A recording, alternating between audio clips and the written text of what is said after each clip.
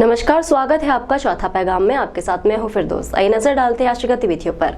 नागझीरी क्षेत्र में दो पक्षों में मामूली बात को लेकर विवाद हो गया, जिसके बाद एक पक्ष ने दूसरे पक्ष पर प्राणघातक हमला कर दिया, जिसमें 5 लोग गंभीर रूप से घायल हो गए। सुबह के वक्त नागझीरी क्षेत्र में युवक द्वारा सीटी बजाई जा रही थी, जिसका विरोध मोहम्मद जहीर पिता मोहम्मद पीर गुलाम ने किया। ये परिवार उस वक्त हाथ सेकता हुआ बैठा हुआ था। युवक असलम ने गाली गलौज की और उसके साथ कुछ और युवकों ने मोहम्मद जहीर के पूरे परिवार के साथ मारपीट की, जिसमें जहीर की बेटी हिना कौसर, बहू फरजाना बानो, बहू शाहीन बानो, भतीजा मोहम्मद हाशिम के साथ नासिर पहलवान, असलम सलीम, रफीक रहमान और रईस ने लट से मारपीट की, जिसमें सभी को गंभीर चोट आई है। सभी का उपचार बुरहानपुर जिला अस्पताल में चल रहा है। विपक्ष का कहना है कि वह युवक दारू के नशे में हमारी घर की महिलाओं के साथ छेड़छाड़ करते हैं और हमें जान से मारने की धमकी दे रहे हैं। ये हम घर के पास हमारा अंगार सीखते बैठे थे। ये छोरा दिन भर से गाली बक रहा था। अब हमने बोले भाई जाए झगड़ा बड़ी मुकाबला पर, और हम 4 ही मकान वाले बस, और ये पूरे ही पूरे आए 15-16 जन, और हम दोनों बाप बेटों को हमला कर दिए। कौन लोग थे? ये कसाई है, रहमान कसाई के बच्चे। ऐसा? हाँ, और कुड़ाड़े हाथ छुरिया बोले हम तुम्हारा कमेला जैसा करते वैसा काट डाल के डोल गए थे पूरे घर को हमारे। नसीर पहलवान है, ये सब पहलवान लोग हैं ये। तो क्या महिलाओं के साथ भी मारपीट की? महिलाओं को मारा। हमारी वो मेरी घर बेटी है और बहू है मेरी, और दोनों पैर मतलब जिन पेट से है वो दोनों पेट वाले पे भी हमला करा।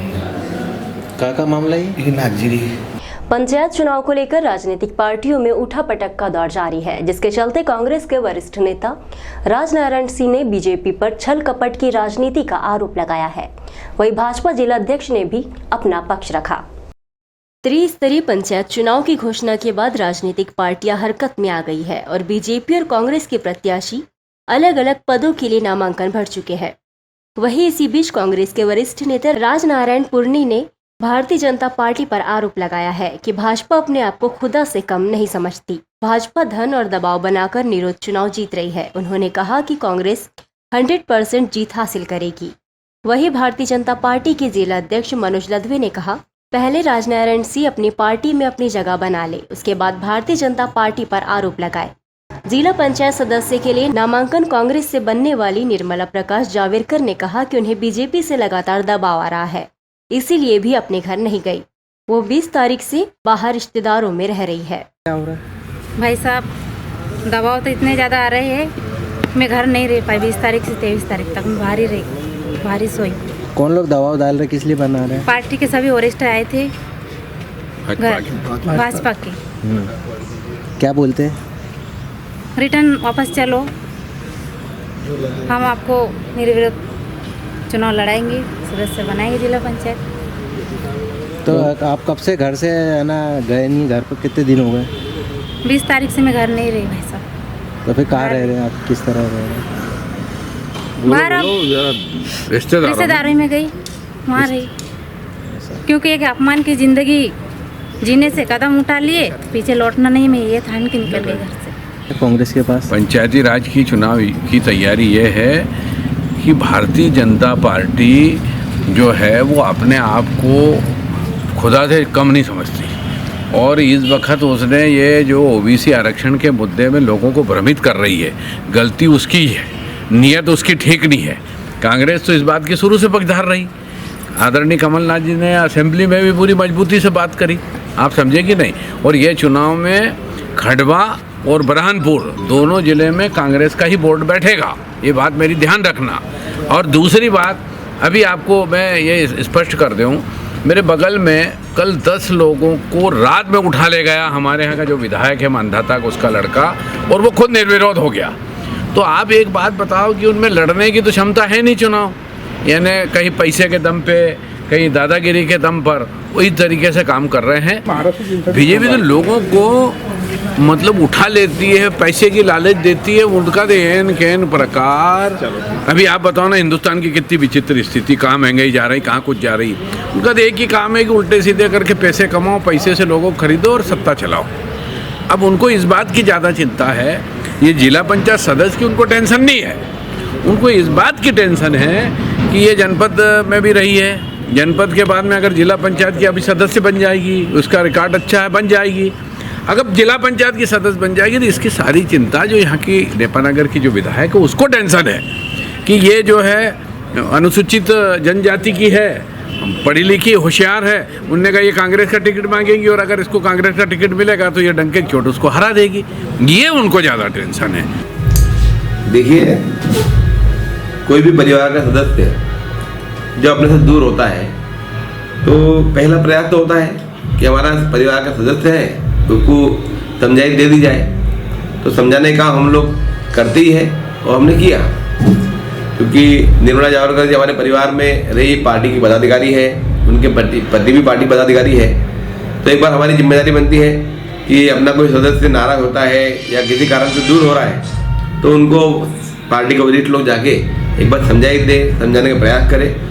वो प्रयास तो सारी पार्टियाँ करती है, हमने भी किया है। ये कांग्रेसी जो है, खासकर राजनारायण पुन्नी जी की बात ही करता हूँ मैं, इनके बाद बोलने कोई है नहीं। तरह तरह के मुद्दे, झूठी बातें जनता के बीच जाकर करते रहते हैं। दवाओं की क्या हमको क्या जरूरत है दवा बनाने की? हमने काम इतने की है, इतनी सारी योजनाएं हमारी प्रदेश सरकार केंद्र सरकार की चल रही है, वो बता के वही योजनाएं बता दे तो हम चुनाव जीत जाते हैं। हमको दवा बनाने की आवश्यकता नहीं है कहीं किसी प्रत्याशी पर। सुभाष उत्कृष्ट विद्यालय में जिला स्तरीय विज्ञान जागरूकता गतिविधि का आयोजन किया गया, जिसमें जादू नहीं विज्ञान समझाया गया। इसमें विद्यार्थियों ने कई तरह के विज्ञान से जादू की पोल खोली है। जिला शिक्षा अधिकारी और जिला परियोजना समन्वयक समग्र शिक्षा अभियान के अंतर्गत जिला स्तरीय विज्ञान जागरूकता गतिविधि कार्यक्रम का आयोजन किया गया। सुभाष उत्कृष्ट विद्यालय में आयोजित इस कार्यक्रम में 30 से अधिक बच्चों ने विज्ञान पर आधारित मॉडल प्रस्तुत किए। बच्चों ने बताया कि किस तरह से ढोंगी विज्ञान का सहारा लेकर भोली भाली जनता को मूर्ख बनाकर उनसे पैसा वसूलते हैं। बच्चों ने केमिकल डालकर आग लगा दी, स्प्रे छिड़क कर नाम दिखा दिया और तो और ग्लास का पानी उल्टा कर दिया, लेकिन पानी नहीं गिरा। ऐसे कई जादू दिखाकर बच्चों ने लोगों को जागरूक किया और कहा कि ये सब विज्ञान है, ना कि जादू। इस कार्यक्रम में जिले भर की शालाओं के बच्चों ने बढ़ चढ़कर भाग लिया। बच्चे सुंदर सुंदर और आकर्षक मॉडल बनाकर पहुंचे और लोगों को जादू के भ्रम से बाहर निकाला। बच्चों ने एक के बाद एक वैज्ञानिक मॉडल की प्रस्तुति दी। संयुक्त कलेक्टर कार्यालय में कलेक्टर प्रवीण सिंह ने सुशासन दिवस पर विभागीय अधिकारी कर्मचारियों को सुशासन दिवस की शपथ दिलाई।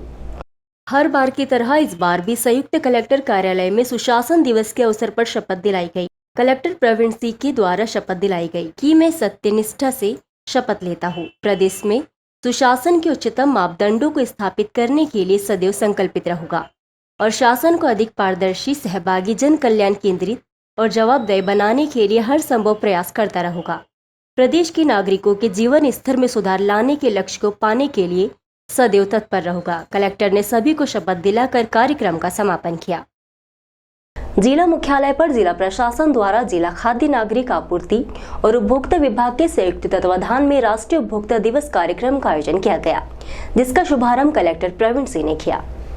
राष्ट्रीय उपभोक्ता दिवस 14 दिसंबर को लेकर जिला प्रशासन द्वारा संयुक्त कलेक्टर कार्यालय में जिला खाद्य नागरिक आपूर्ति और उपभोक्ता विभाग के संयुक्त तत्वाधान में जेंट्स ग्रुप ऑफ बुरहानपुर जनजागृति संस्था बुरहानपुर, मां नर्मदा स्वास्थ्य सेवा लोक सेवा समिति शाखा, जिला उपभोक्ता अधिकार संगठन के द्वारा उपभोक्ता दिवस कार्यक्रम आयोजित किया गया, जिसमें कलेक्टर प्रवीण सिंह ने कार्यक्रम का शुभारंभ किया। जिला खाद्य नागरिक आपूर्ति अधिकारी अर्चना नागपुरी ने कहा कि एक साल में एक बार उपभोक्ता कार्यक्रम आयोजित किया जाता है। हम वक्ताओं को उनके अधिकार समझाते हैं। इस कार्यक्रम में जिला प्रशासन के वरिष्ठ अधिकारी, सभी संगठनों के पदाधिकारी मौजूद थे।